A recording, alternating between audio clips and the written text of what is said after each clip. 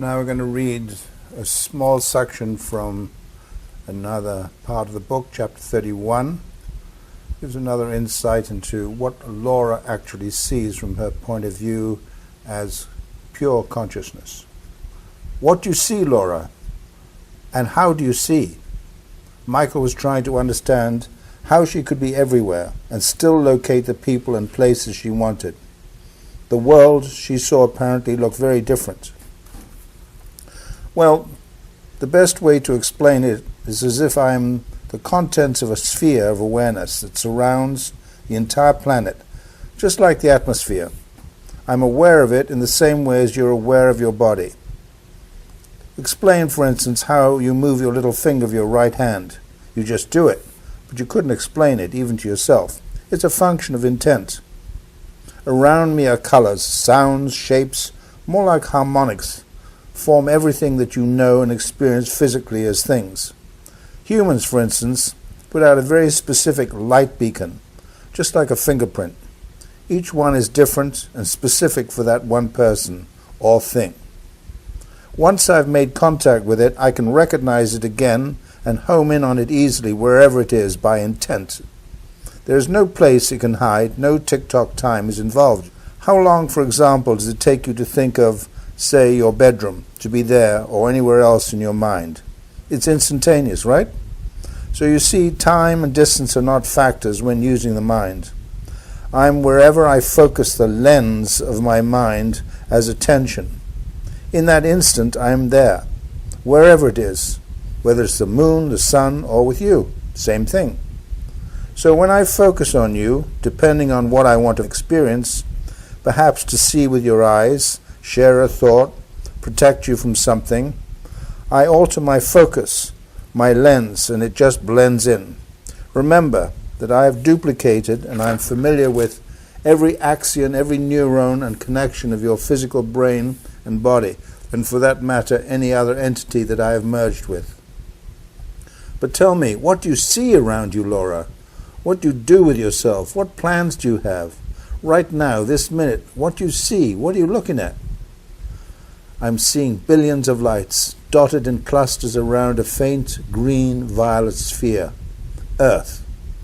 As I focus my intent on one or more of the lights, I can go into them, merge with them in any level, degree of detail that I want to.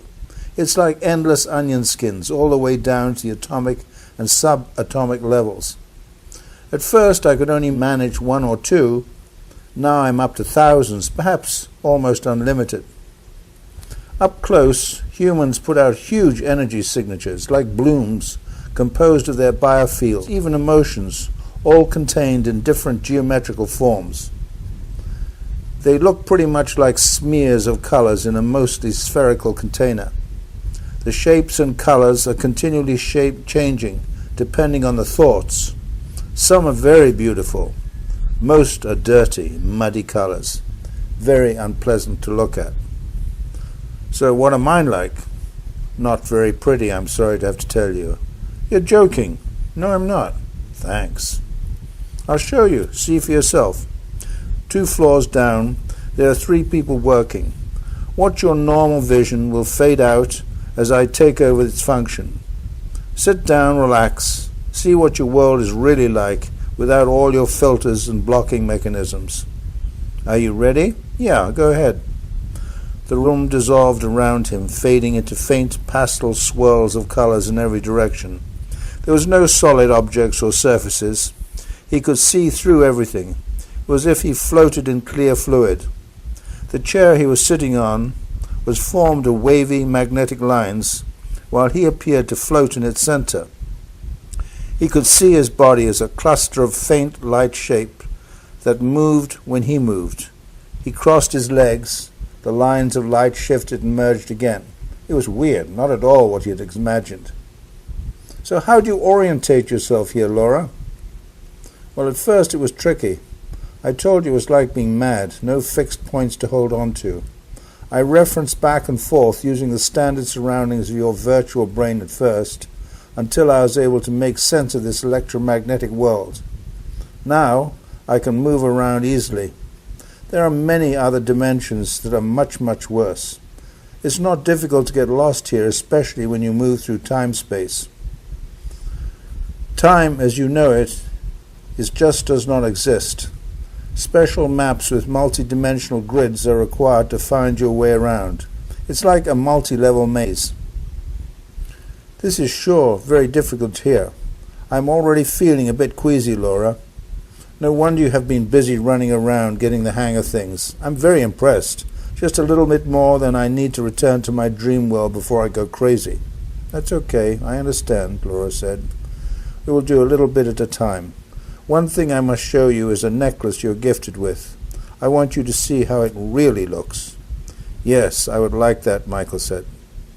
The point of view changed like a whirlpool going around upwards in a half circle at the same time. He was transfixed. He was looking at the most beautiful thing he had ever seen. The flowing loop just hung there in front of him around a shadowy figure composed of moving plumes of light with different colored spinning blobs, all connected to a central fountain of pale violet light flowing up the middle and shooting out the top of his head. The necklace was composed of a circle of sparkling, shifting points of light, like the pure fire of the brightest diamonds, reflecting their millions of facets of different flashing colors from an inner core brighter than the sun. It was an alive thing.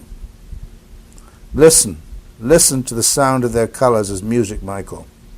The colors you see are really sounds formed between the harmonic interactions of geometrical shapes that are emitted by each link in the necklace. Listen. At first he could hear nothing, but as he learned to focus, sounds started to emerge from what seemed like a source, a fountain of colored shapes and patterns that shifted both in frequency and tone as he moved his focus. It was like playing in the subtle shift, ranging between a this, my hand here, and that, my hand there. Same hand, but different perspective. The change of perspective created a twist in the mind focus. The sounds were not in the human auditory range, but far above it, in octaves where interweaving atoms, electrons, and particles danced together in an intricate, perfect balance of interlacing resonant harmonics. He just knew they were singing songs for him, everywhere he looked, and they were endless. That's the end of this section. I hope you enjoyed it. And there's so much more in this book. I hope you'll get the ebook and read more of the portions that I have not read to you yet. Thank you very much.